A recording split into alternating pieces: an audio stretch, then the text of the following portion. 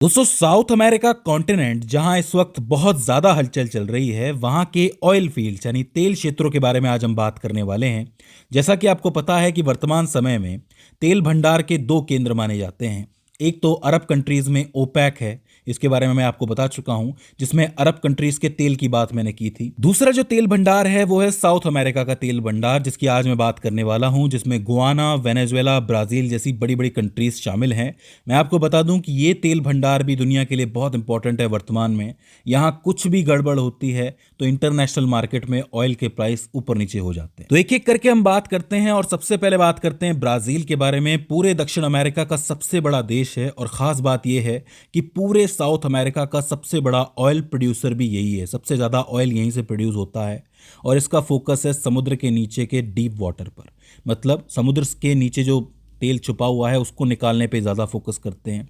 यहाँ पर कुछ एक एक्टिव फील्ड्स हैं जिसमें प्री सॉल्ट सबसे आगे है। ये जो क्षेत्र है ये ब्राजील का सोने का अंडा देने वाला क्षेत्र कहा जाता है। अगर आप इसकी स्थिति देखो तो समुद्र के नीचे नमक की एक मोटी परत है, उसके भी नीचे ये मौजूद है, जिसमें अलग अलग साइट बने हुए हैं, अलग अलग क्षेत्र बने हुए हैं। जैसे एक क्षेत्र है तुपी, जिसको लूला भी कहा जाता है पूर्व के अंदर। ये इस पूरी जगह का सबसे बड़ा उत्पादक क्षेत्र है। दूसरा आता है बुजियोस, जो दुनिया का सबसे बड़ा गहरे पानी का तेल क्षेत्र है। सवाल बन सकता है, ध्यान में रखना, दुनिया का सबसे बड़ा गहरे पानी का तेल क्षेत्र बुजियोस है। और एक आता है मेरो और सेपेनाहो, ये भी बहुत बड़े बड़े उत्पादक क्षेत्र हैं जो इसी के आसपास मौजूद है। तो तीन हो जाते हैं, तुपी जिसको पूर्व में लूला भी कहा जाता है, बुजियोस और मेरो और सेपेनोवा। ये कौन सी फील्ड है? ये एक्टिव फील्ड है जहां से इस वक्त तेल निकाला जा रहा है। इसके अलावा एक और एक्टिव फील्ड आती है कैंपोस बेसिन। ये क्षेत्र काफी पुराना क्षेत्र है, जैसे मार्लेम और रोनकाडोर फील्ड्स, लेकिन आज की तारीख में यहाँ का उत्पादन थोड़ा कम हो गया है क्योंकि बहुत ज्यादा समय से निकाला जा रहा है, पुराना क्षेत्र है, तो जाहिर सी बात है घटेगा तो सही। इसके अलावा ब्राजील में एक ऐसा क्षेत्र भी है जहां से इस वक्त तेल तो नहीं निकाला जा रहा है, लेकिन उस जगह में हाई पोटेंशियल है कि वहां से तेल निकल सकता है। उस जगह का नाम है इक्वेटोरियल मार्जिन। ये जो है ब्राजील के उत्तर में अमेजोन नदी के मुहाने के पास स्थित है और इसको नया गुआना माना जा रहा है क्योंकि इसकी जो भू संरचना है, जियोलॉजी है, वो गुआना के सफल तेल क्षेत्रों जैसी ही है। यहाँ अरबों बैरल तेल होने की संभावना है, लेकिन पर्यावरण संबंधी चिंताओं के कारण यहाँ पर ड्रिलिंग पर विवाद चल रहा है कि यहाँ पर ड्रिल करना चाहिए कि नहीं करना चाहिए। फिर बात करें गुआना के बारे में, जो दुनिया का सबसे तेजी से उभरता हुआ तेल देश है और इस वक्त बहुत ज़्यादा ट्रेंड में भी है, आपको पता होगा। इसकी सफलता की जो दर है वो बहुत ज़्यादा है।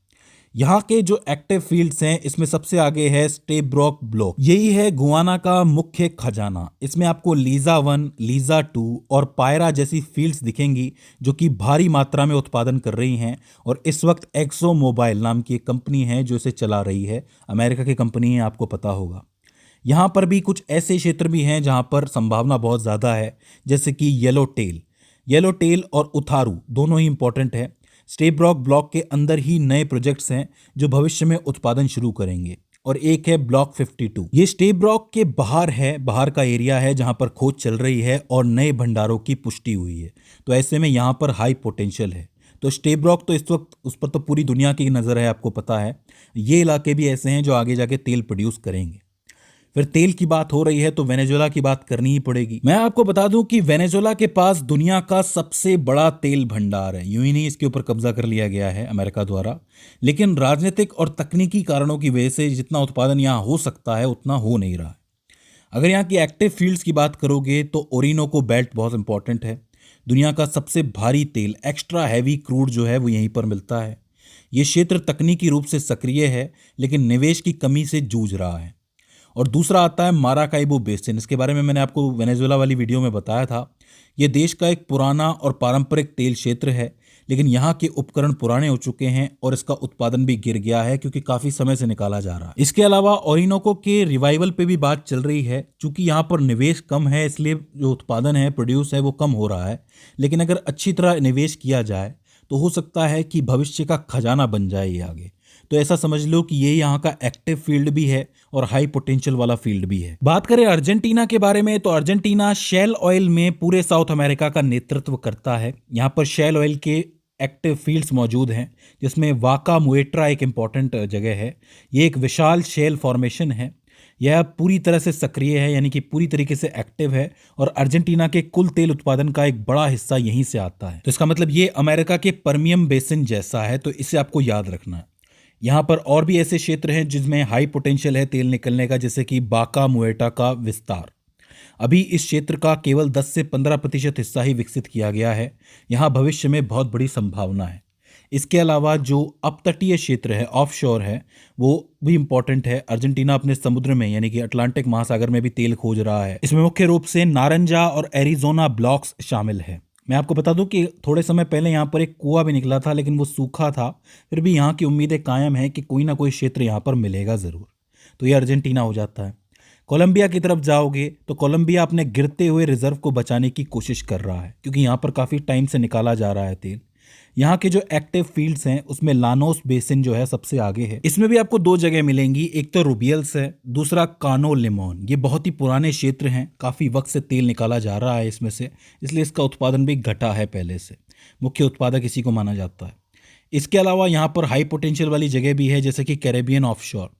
कोलंबिया अब ज़मीन से हटकर समुद्र में के तेल और गैस ढूंढने की कोशिश कर रहा है, क्योंकि अचानक से आपको पता है कि गुआना के आगे वाले समंदर में बहुत सारा तेल निकला है, तो हर कोई वहीं ढूंढ रहा है कि समंदर में मिलने के चांसेस ज़्यादा हैं। आपको पता होगा कि भारत ने भी अंडमान निकोबार सागर के नीचे कुछ एक तेल भंडार को डिटेक्ट किया है। यहाँ पर भी तेल होने की संभावना बहुत ज़्यादा है। तो ऐसे में हर कोई समंदर की तरफ जा रहा है। कोलंबिया के लिए गॉर्गोन और यूचुआ जैसी इंपॉर्टेंट क्षेत्र हैं जहां पर बड़ी संभावनाएं हो सकती हैं, देखी जा रही हैं, तो इसे आप याद रख सकते हो। सूरीनाम की बात की जाए तो छोटा सा देश है, गुआना का पड़ोसी है और अगला बड़ा खिलाड़ी बनने की कतार में है। मैं आपको बता दूं कि यहाँ पर तांबा रेजो नाम की एक इम्पॉर्टेंट साइट है, एक्टिव फील्ड है। यह ज़मीन पर स्थित ऑनशोर एक छोटा पुराना क्षेत्र है जहाँ से तेल पैदा हुआ है। कम तेल पैदा हुआ है अभी तक तो, लेकिन यहाँ पर संभावना वाले क्षेत्र बहुत अच्छे हैं, जैसे कि ब्लॉक 58 सबसे महत्वपूर्ण फिलहाल यही है। टोटल एनर्जीज ने यहाँ पर रिसर्च की और ये पता लगाया कि यहाँ पर बड़े भंडार हैं और यहाँ का जो उत्पादन है, प्रोडक्शन है, वो 2028 के आसपास शुरू होने की उम्मीद है। हालांकि इस वक्त तो आपको पता है कि क्या सिचुएशन बनी हुई है उस इलाके में, लेकिन भविष्य में देखते हैं क्या होता है। सूरीनाम की अर्थव्यवस्था को ये बदल सकता है एरिया। आखिर में हम बात करेंगे इक्वाडोर के बारे में, जो काफ़ी इंपॉर्टेंट है। अगर यहाँ के एक्टिव फील्ड्स की बात करोगे तो अमेज़ॉन क्षेत्र जो है, अमेज़ॉन का ब्लॉक है, वो इलाका है। सांचा और शुशुफिंडी यहाँ के पुराने और बड़े फील्ड्स हैं जहाँ से तेल निकल रहा है। इसके अलावा आईटीटी ब्लॉक, इसके बारे में आपने सुना होगा कि ये जो है यासुनी नेशनल पार्क में स्थित एक बड़ा क्षेत्र है, लेकिन यहाँ के लोगों ने एक जनमत संग्रह किया, रेफरेंडम किया और इसको बंद करने के लिए वोट किया था। भू राजनीतिक रूप से बहुत ही महत्वपूर्ण है, लेकिन हर चीज़ पैसे के लिए नहीं की जा सकती है। कुछ चीज़ें हमें नेचर के लिए भी छोड़नी चाहिए। यहाँ के हाई पोटेंशियल वाले इलाकों की बात करोगे तो इक्वाडोर में अब नई खोजों की संभावना थोड़ी कम है, क्योंकि यहाँ पर जितने भी ज़्यादातर तेल क्षेत्र हैं वो संवेदनशील वर्षा वनों में हैं, यानी कि रेन फॉरेस्ट के अंदर है, जहाँ पर विरोध बहुत ज़्यादा हो रहा है। अब आप हद से ज़्यादा पृथ्वी को नुकसान पहुँचाओगे तो कहीं ना कहीं कोई तो जागेगा ही। तो ये हो जाते हैं कुछ एक इम्पॉर्टेंट 7 देश दक्षिण अमेरिका के अंदर जहाँ पे ये इम्पॉर्टेंट तेल क्षेत्र मौजूद हैं। इन स्थितियों से आप अंदाज़ा लगा सकते हो कि क्यों ये इलाका इस वक्त इतना गर्म बना हुआ है। तो दोस्तों, मुझे उम्मीद है कि इस वीडियो से आपने कुछ ना कुछ नया ज़रूर सीखा होगा, जाना होगा। इसके बाद भी इसके अंदर आपको कोई क्वेरी आती है, कोई दिक्कत आती है, तो आप हमें कमेंट सेक्शन में बता सकते हैं। तो दोस्तों, आज की इस वीडियो के अंदर बस इतना ही। See you in the next one.